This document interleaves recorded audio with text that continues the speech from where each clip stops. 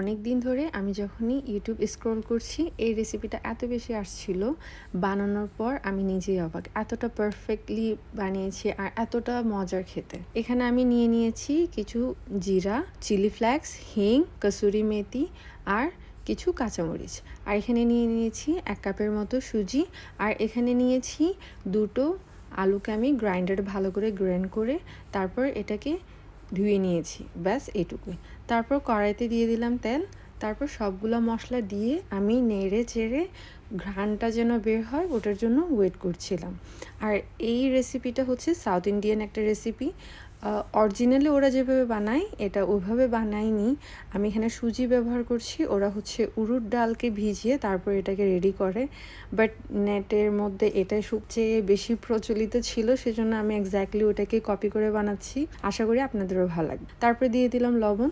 লবণটা সাথে সাথে দিয়ে দিতে পারেন, এতে করে আপনার মশলাটা একদম পুড়ে যাবে না। আমার মশলা মোটামুটি ঘ্রাণ ছড়িয়ে এসেছে, সেজন্য আমি এখন দিয়ে দিলাম আলুটা, সাথে দিয়ে দিচ্ছি সুজিটা। নাড়িয়ে চাড়িয়ে আমি এখানে প্রথমে 1 কাপের মতো পানি ব্যবহার করছি। পানি আমি অনেক বেশি ব্যবহার করছি না, কারণ পানি অনেক বেশি ব্যবহার করলে পরে আমার শুকানো লাগবে। এটা জাস্ট আমাদের হচ্ছে সুজিটা একটু রান্না করে নেওয়া, এটুকুই। আমি প্রথমে এখানে 1 কাপের মতো পানি দিয়েছি, তারপর নাড়িয়ে চাড়িয়ে যতক্ষণ সুজিটা সিদ্ধ হয়ে নিচ্ছে, ভালোভাবে ফুটে উঠছে, ততক্ষণ পর্যন্ত ওয়েট করছিলাম। এরই মধ্যে আমি আবারও আধা কাপের মতো পানি ব্যবহার করেছি, যেটা আমার ফুটেজটা নেওয়া হয়নি। সো আপনারা আপনাদের পানি কতটুকু লাগবে, আপনার সুজিটা কতক্ষণে হয়ে যাচ্ছে সেটার অ্যাকর্ডিং পানিটা ব্যবহার করবেন। আমার মতো সবচেয়ে ভালো আপনি যদি চেক করে করে অল্প অল্প পানি অ্যাড করতে থাকেন। তারপর আমার এখানে সুজিটা বানানো শেষ। এখন আমি এটাকে একটা গোল বল আকারে দিয়ে তারপরে এখানের ভেতরে ছিদ্র করে একটা রাউন্ড, অনেকটা আপনার ডোনাটের মতো শেপ দিব। যেমনটা আমি বলেছি, এটা আমাদের কোনো রেসিপি না, আর আমি ফার্স্ট টাইম এটা বানাচ্ছিলাম। আমি এক্স্যাক্টলি জানতাম না এটা আমি ভিডিও আপলোড করতে পারবো কি না, কারণ এটা খেতে ভালো হবে কি না। সাউথ ইন্ডিয়ান অনেকগুলো রেসিপি কিন্তু খেতে অনেক ভালো, আবার অনেকগুলোর খাওয়ার আমি তেমন একটা খেতে পারি না, যার কারণে আমি শিওর ছিলাম না এটা আমি এক্স্যাক্টলি খেতে পারবো কিনা। যেহেতু আমার অনেক ভালো লেগেছে, আশা রাখছি আপনাদেরও অনেক ভালো লাগবে। যেমনটা আপনারা এখন ভিডিওতে দেখতে পাচ্ছেন, ঠিক সেভাবে আপনারা চাইলে শেপ দিতে পারেন। আর অন্য কারো যদি মাথায় অন্য কোনো ভালো ব্যাটার আইডিয়া থাকে তাহলে ওইটাও দিতে পারেন। তারপর আমি এখানে একটা প্যানের মধ্যে তেল নিয়ে তেলটা গরম হতেই দিয়ে দিচ্ছি। আর আমি কিন্তু অনেক ভালো, অনেক পারফেক্ট রাঁধুনি না।